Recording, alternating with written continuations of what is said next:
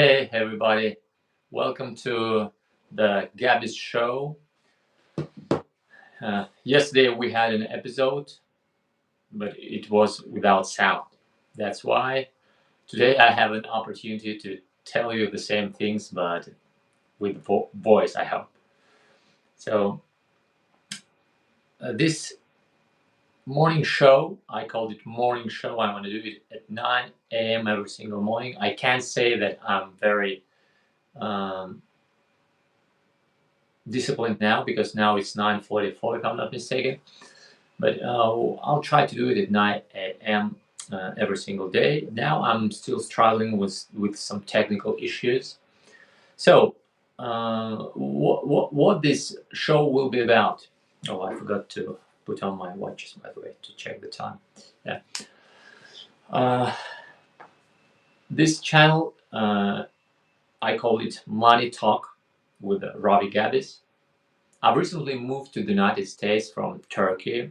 I've been living here for 5 months. I can't say that I'm a big investor or entrepreneur in the United States, but this is my way, and I'm going to show my way to you. And there are a lot of things that are different here in the United States than in, for example, Turkey or Russia, where I used to live. The main difference that I notice here, as far as I teach financial literacy for many years already, and I'm in a money education sphere, so I teach how to manage money, how to financial literacy, personal finance, to be short. I noticed that the amount of money that you need to be supposed wealthy person is different here in the United States. For example, if you have $1 million in Turkey, you're supposed to be a rich guy. Why? Because if you invest this money pretty conservatively under 12%, let's say, each month you will get $10,000. And if you have $10,000 a month in Istanbul, for example, where I used to live, you can rent a very nice condominium apartment in a clubhouse with swimming pools, with gyms, sauna, hammam, underground parking lots, 24/7 security. For $1,000, you get all that stuff. So you still have $9,000 to live comfortably. And if we take under consideration that most of the people work for minimum wage, and minimum wage is about $500, $600. So if you have $9,000, you can hire a nan, you can hire a home service, you can get a car. So it's a really comfortable life in Turkey, in Istanbul. Even Istanbul, the capital, it's not the capital. The capital is Ankara, but Istanbul is the most expensive city, I guess. If we go to Russia, if you have $1 million in capital in Russia, it means that you can get um, around 1 million rubles, even investing conservatively. Um, most of the people in Russia make the average salary is less than 50,000 rubles a month. And if you have 1 million rubles, it means that you can live in Moscow, the most expensive city in Russia. You can rent a very good apartment um, in the heart of Moscow. Yeah, it will be a really comfortable way of living there. By the way, banks are giving 25% return there. Not 25, maybe now it went down a bit, maybe around 18, 20%. But if you go to Turkey, you can get easily 40, 45%. If you transfer it in Turkish liras, if you transfer it to dollars, I did that calculations recently. I even have a table here. It's around 3,500. It's around 25% return. Yeah, if we say it in interest, yeah, 25% return in dollars. Even we remove the devaluation of the Turkish lira. So it's just crazy. You get around $20,000 a month, and you can really live very well there. But here in the United States, if you have $1 million, it's not the same, because the spendings are high. First of all, the rent is pretty expensive here. For example, you need to pay. I live in Staten Island. I pay minimum $4,000 a month here for rent. It's 4 times more than if I rented an apartment in Turkey. Actually, in Turkey, I had my own apartment. I didn't have to pay. I lived in a nice clubhouse with swimming pools, gyms, saunas, hammams, security, all the stuff. You don't have. I don't think where you can have such kind of things in New York. Maybe in Miami. And if you compare that to countries, yeah, the level of service in Turkey is high, way high. For the same, no, not the same money. For way less money, you get high service there. So I think you got it, yeah? The difference between two countries. The second thing, the number of money that you need to have. Yeah, I started telling you about the capital that you need to have. If you have $1 million there, you're rich. But here with $1 million, you cannot be supposed to be rich because it's not enough. A couple of reasons for that. Life is more expensive here, especially rent. It's a huge part of your spendings here.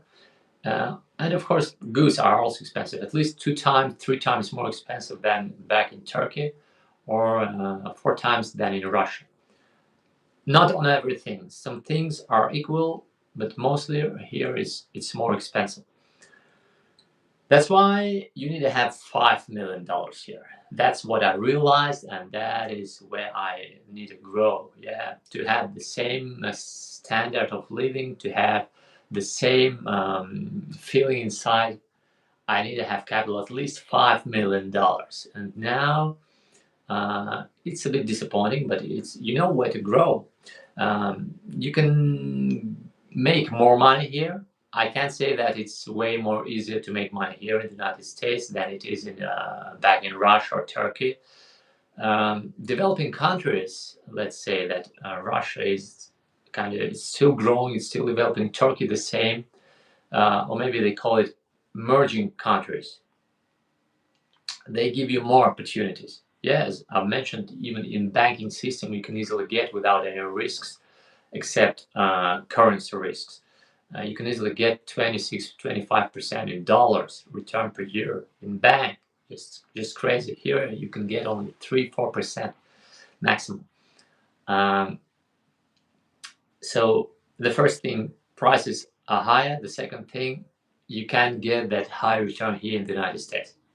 Even though if you run a company, you can easily sell your goods for higher price. It means that you can easily make a good revenue here in the United States, but competition is also very high. This is the reality of the United States. But the main advantage, what I like here the most, is an opportunity to invest in real estate. I've been investing in real estate for more than a decade now. I had $14-15 back in Russia. I had 3 apartments, 3 properties in Turkey, and I tried to realize the strategy of investing of Robert Kiyosaki.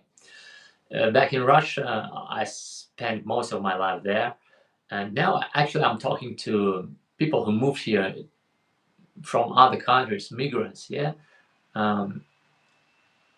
And this is something fresh for me, and I hope this video, this morning show, will be very useful for you, even though it's pretty general for everybody.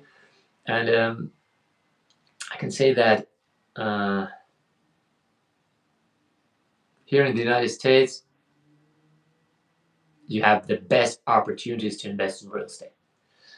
I was realizing the strategy of Robert Kiyosaki back in Russia, and the main difference there, or most of the countries, you have to collect the down payment. You collect it, you purchase street retail premises, as I did, for example, or apartment, it doesn't matter, and then you rent it out. You maybe cover the payments, mortgage payments.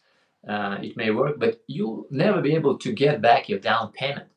So if you want to buy the next apartment, the next house, or whatever it is, you need to collect money again. So that's why I was running my wholesaling company, manufacturing company. I was manufacturing and wholesaling construction materials. I gained money there, and I used this money to purchase properties. So but here in the United States, you you have some money, you have some, let's say, capital. You use this capital to purchase a property using mortgage. You bought it. You did something inside that property. What I usually did, I always improve something. If it was, for example, livable property, I changed the usage. I made it retail, and of course the value increased, doubled even in Russia. But I could never take my money back. Everything I spent for all this just stays there forever until you sell the property. If you try to get money, kind of refinancing, you will never get a lot.